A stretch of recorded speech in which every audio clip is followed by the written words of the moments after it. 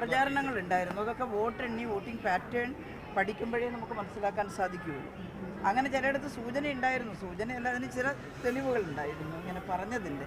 പക്ഷേ അത് കേട്ടിട്ട് എല്ലാവരും അങ്ങനെ വോട്ട് ചെയ്തോ എന്നുള്ളത് അറിയണമെങ്കിൽ ഇലക്ഷൻ്റെ വോട്ടിംഗ് പാറ്റേൺ വരണം. അതിനു മുമ്പ് നമ്മൾ പറയുന്നത് ശരിയല്ല.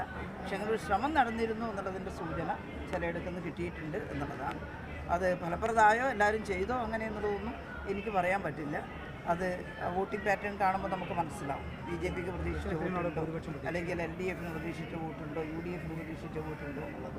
ഭൂരിപക്ഷം ഞാൻ നേരത്തെ നിങ്ങളോട് ചോദിച്ചപ്പോൾ പറഞ്ഞിട്ടുണ്ട്, എണ്ണിക്കഴിഞ്ഞാലേ പറയാൻ പറ്റുള്ളൂ. അങ്ങനെ ഇന്നതെന്നില്ല. LDFൻ്റെ നയപരിപാടികൾ ഇഷ്ടപ്പെടുന്ന സമാധാനകാംക്ഷികളായിട്ടുള്ള ആളുകൾ എല്ലാ ജാതിമത വിഭാഗത്തിൽ നിന്നും എല്ലാ സംഘടനകളിൽ നിന്നും ഇടതുപക്ഷത്തിന് വോട്ട് ചെയ്യുമെന്ന വലിയ ശുഭപ്രതീക്ഷയിലാണ് ഞങ്ങളുള്ളത്. അതിലെ ഏത് വിഭാഗം എന്നുള്ളത് ശരി.